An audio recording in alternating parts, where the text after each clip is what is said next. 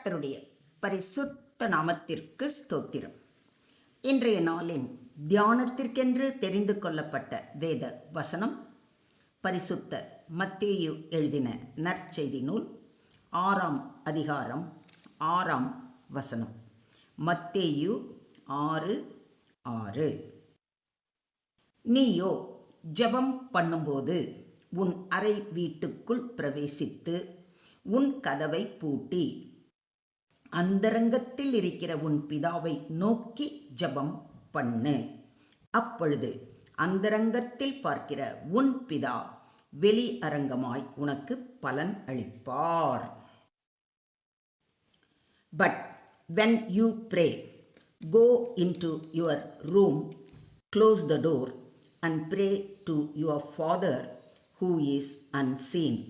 Then your Father who sees what is done in secret will reward you. ஆனால் நீங்கள் இறைவனிடம் வேண்டும் பொழுது உங்கள் உள் அறைக்குச் சென்று கதவை அடைத்துக் கொண்டு மறைவாய் உள்ள உங்கள் தந்தையை நோக்கி வேண்டுங்கள். மறைவாய் உள்ளதை காணும் உங்கள் தந்தையும் உங்களுக்கு கைமாறு அளிப்பார். ஆமென். இன்றைய தியான வசனம் நம்முடைய ஆண்டவராகிய இயேசு கிறிஸ்து மலைப்பிரசங்கத்தில் சொல்லப்பட்ட ஜெபம் குறித்த போதனையின் ஒரு பகுதி. இது குறித்து சற்று நேரம் தியானிப்போம். ஜெபத்தின் நோக்கம் மனிதருக்காக அல்ல, தேவனுக்காக. இயேசு அக்காலத்தில் இருந்த பரிசேயர்கள் சபைகளிலும் தெருக்களிலும் மக்கள் பாராட்ட வேண்டும் என்பதற்காக மிக உயர்ந்த சத்தமாக ஜெபித்தனர். அதை இயேசு கண்டித்தார். அன்றியும் நீ ஜெபம் பண்ணும்போது மாயக்காரரை போல் இருக்க வேண்டாம். மனுஷர் காணும்படியாக அவர்கள் ஜெப ஆலயங்களிலும் வீதிகளின் சந்திகளிலும் நின்று ஜெபம் பண்ண விரும்புகிறார்கள். அவர்கள் தங்கள் பலனை அடைந்து தீர்ந்ததென்று மெய்யாகவே உங்களுக்கு சொல்லுகிறேன் என்று இயேசு கூறுவதை மத்தேயு 6:5 வாசிக்கிறோம். எனவே அவர் உண்மையான விசுவாசிகளுக்கு கூறுகிறார், ஜெபம் என்பது தேவனுக்காக செய்யப்பட வேண்டும், மனித பாராட்டுக்காக அல்ல என்று. ஜெபம் பண்ணும்போது நாம் என்ன செய்ய வேண்டும், எப்படி செய்ய வேண்டும் என்பதை மிக தெளிவாக எடுத்துரைக்கிறார். கவனியுங்கள். முதலாவது, உன் அறை வீட்டிற்குள். அறை வீடு அதாவது பிரைவேட் பிளேஸ், தேவனுடனான தனிப்பட்ட சந்திப்பு. அறை வீட்டிற்குள் பிரவேசித்து என்பது வெளிப்புறத்தில் அல்ல, உள்ளார்ந்த தனிமையில் தேவனை சந்திக்க வேண்டும் என்பதை குறிக்கிறது. அது உடலால் ஒரு தனி அறை இருக்கலாம், ஆனால் ஆன்மீகமாக அது இதயத்தின் உள் அறை கூடாகும். கதவை பூட்டி என்று சொல்லியிருப்பதை கவனியுங்கள். கதவை பூட்டு என்பது உலக சிதறல்களை மறைத்தல், அதாவது உலக கவலைகளையும் மனச்சிதறல்களையும் மூடிவிட்டு முழுமையான கவனத்தை தேவனை நோக்கி திருப்ப வேண்டும் என்பதை குறிக்கிறது. அந்தரங்கத்தில் இருக்கிற பிதா என்று குறிப்பிட்டிருப்பதையும் கவனியுங்கள். தேவன் எப்போதும் நெருக்கத்தில் நம்முடைய உள்ளார்ந்த சிந்தனைகளையும் மறைவான ஆசைகளையும் கூட அறிந்திருக்கும் தேவன். அவர்தான் அந்தரங்கத்தில் இருக்கிறவர். வெளிப்புற அலங்கார வார்த்தைகள் தேவை இல்லை, உண்மையான மனம் போதுமானது. அன்றியும் நீங்கள் ஜெபம் பண்ணும்போது அஞ்ஞானிகளைப் போல வீண் வார்த்தைகளை அலப்பாதேயுங்கள். அவர்கள் அதிக வசனிப்பினால் தங்கள் ஜெபம் கேட்கப்படும் என்று நினைக்கிறார்கள். அவர்களைப் போல நீங்கள் செய்யாதிருங்கள்.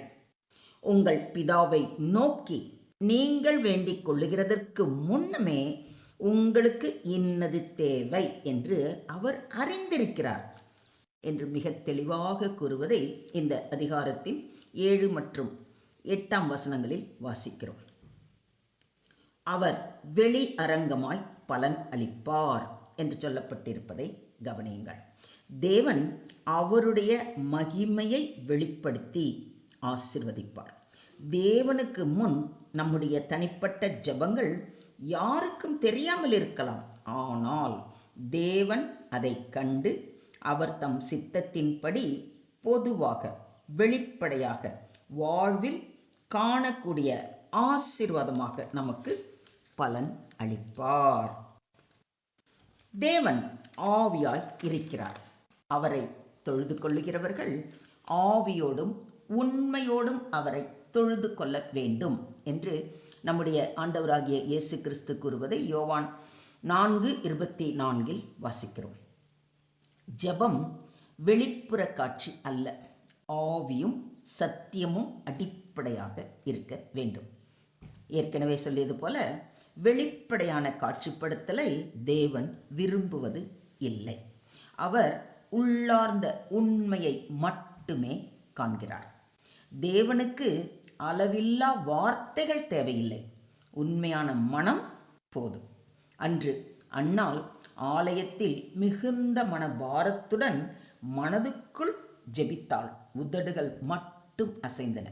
ஆனால் தேவன் அவளுடைய ஜெபத்தை கேட்டு அவளை நினைந்தருளினார் என்பதை சாமுவேலின் 1 புத்தகம் 1 அதிகாரத்தில் வாசித்து அறிகிறோம். அந்தரங்க ஜெபத்தை தேவன் கண்டும் கேட்டும் பதில் அளிப்பார். இதை விசுவாசிக்கிறீங்களா? இயேசு அதிகாலையில் இருட்டோடே எழுந்து புறப்பட்டு வனாந்தரமான ஓர் இடத்திற்கு போய் அங்கே ஜெபம் பண்ணினார் என்று மார்க் 1:35 வாசிக்கிறோம். இயேசுதாமே அந்தரங்கத்தில் ஜெபித்து நமக்கு எடுத்துக்காட்டாக இருந்தார். அவரைப் போலவே நாமும் அனுதினமும் அதிகாலையில் இருட்டோடே எழுந்து தனியாக ஒரு அறைக்குள் பூட்டி அந்தரங்கத்தில் இருக்கிற பிதாவை நோக்கி அமைதியாக ஜெபிக்க வேண்டும். மொத்தத்தில் இன்றைய தியான வசனம் மூலம் நாம் கற்றுக்கொள்ளும் பாடம், ஜெபத்தின் சரியான இடம் அறை வீடு. வெளிப்படையான இடம் அல்ல, தேவனுடனான தனிப்பட்ட உறவு உருவாக்கும் இடம். ஜெபத்தின் சரியான முறைகள்: கதவை பூட்டுதல், அதாவது உலக சிதறல்களை மூடுதல். மனிதரின் பார்வையை மறந்து தேவனை நோக்கி முழு மனதோடு செலுத்துதல். ஜெபத்தின் சரியான பார்வையாளர் அந்தரங்கத்தில் இருக்கும் பிதா. மனிதன் காணாவிட்டாலும் தேவன் காண்கிறார்.